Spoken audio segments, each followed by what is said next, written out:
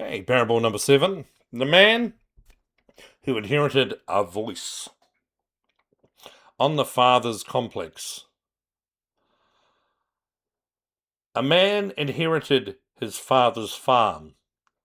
He inherited the cows, the wheat field, the well, and the small stone house.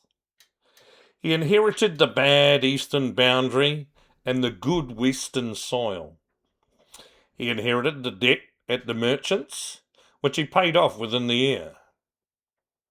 He inherited his father's clothes, which his wife had altered to fit him, and which fit awkwardly because his father had been a larger man.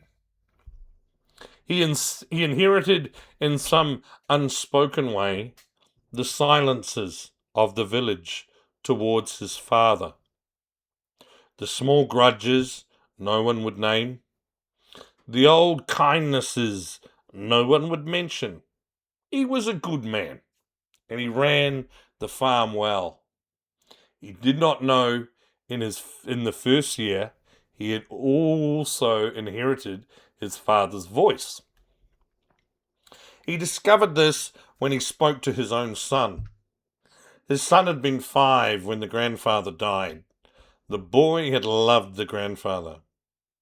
He had also, in a way, the boy himself could not have explained, been afraid of him. The grandfather had spoken to small children the way he had spoken to his own children, but with an edge, with a kind of teeth in the consonants, with a way of letting a sentence end as if a door had been firmly shut. His son flinched. "What did you say?" asked the man. "You said nothing," said the son, "but you said it in the way grandfather used to say it. You said it with his teeth in it." The man stopped. He had not used his father's words. He was sure of it. He had used quite different words. He had said, in fact, a simple thing. "Come here and help me carry the bucket." And the words themselves had been kind, but he had used his father's silences between the words. He had used his father's particular sharpness on certain consonants. He had used his father's habit of letting a sentence end as if a door had been closed. The son was very still. "I'm so sorry," said the man. "I will not speak that way again." But he spoke that way again the next morning. He spoke that way at lunch. By evening, when he had said go to bed and the boy had flinched at the bed, the man understood that this was not a matter of choosing. The voice was not something he had decided to use. The voice was using him. It had been waiting in his throat all of his life for the moment when the father was gone and the throat was free to carry it. He stopped speaking to his son for a week. His wife noticed. "You're not speaking to the boy," she said one evening by the fire. "I have been speaking to him, as my father did," said the man. "I have been frightening him. I do not know how to speak to him without frightening him. I am not using the words. The voice is using me, and I don't know what to do with this." The wife sat with this. "Go to the old healer," she said. "She knows the voices." He went to the old healer at the edge of the village. She was the village's last practitioner of an art the village did not, in its more modern years, formally acknowledge. She listened to old men's hearts. She heard in pots and in fires what the village had forgotten. She read in the bones of slaughtered chickens things she would not ordinarily say aloud. He told her what was happening.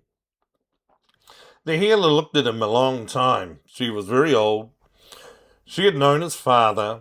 She had been the one called when his father had died 2 years before. She remembered the father's voice. She remembered also the grandfather's voice, which had been in turn the same voice in a different throat. And the great-grandfather's voice before that. And the voice of the founder of the farm, 6 generations back, who had cleared the land alone in a winter no one in the village now remembered. Your throat has been a passage, she said. A passage for what? For the meaning of your line. Your father did not in fact have his own voice. He used his father's. His father used his grandfather's. This voice has been travelling through the throats of your family for 6 generations. You have lent your throat to it as your father did. It does not know you are not your father. It is, in some sense, the voice of the founder, still trying to clear the winter land, still trying to keep the boys obedient so that they do not die in the cold. It's not malicious. It's only continuing. It does not know the cold winters are over. It does not know your son is not in danger of dying in winter. Well, how do I stop it? You will have to learn to cough it out, 1 syllable at a time. How long will this take? A year. Possibly longer. Your son will help you. He is the one who can hear. He will flinch when the voice arrives. You will flinch when he flinches. You will pause. You will, in the pause, find the place where your own voice begins. Your own voice is younger. It is thinner. It is, at first, almost inaudible. You will speak in it. You will find it. Your son will not flinch. You will know by his not flinching that you have spoken in your own voice. You will continue. Every year, your own voice will go stronger. The other voice will not leave. It will only learn slowly to wait its turn. It will become a thing you can use when you need it. For warning the cows, for shouting at a man in the market, but it will not, after some years, be the first voice to arrive when you speak to your child. The man went home. He began that evening. He spoke to his son. He felt the voice begin. He paused. The pause was long. The son looked at him with confusion. He found beneath the confusion the thin, younger voice he used to be. He used it. He said the same simple thing. Come and help me carry the bucket. In a voice that he had not used since he had been 5 years old. The son didn't flinch. The son, in fact, smiled. The son had not, in his memory, been spoken to in that voice. He had not known it was available. The man wept in the kitchen alone that night. He continued. It took, as the healer had said, a little more than a year. The voice did not leave entirely. He could hear it sometimes in the back of his throat, particularly when he was tired, particularly when his son had been disobedient, particularly when his wife had said something he did not want to hear. It came up. He coughed it out. He used his own voice instead. The work was slow, but it worked. By the end of the 2nd year, his son had stopped flinching at all. The son grew up.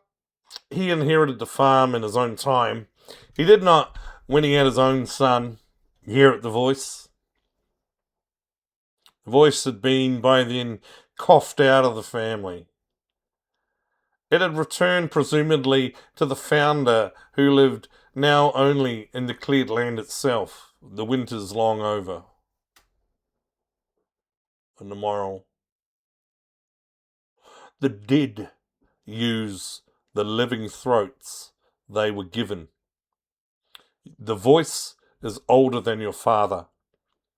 It has been travelling throat to throat for 6 generations. It does not know that the winters are over. The work is not to silence it, it is to cough it out, syllable by syllable, in front of the child who can hear, until your own voice is the one that arrives.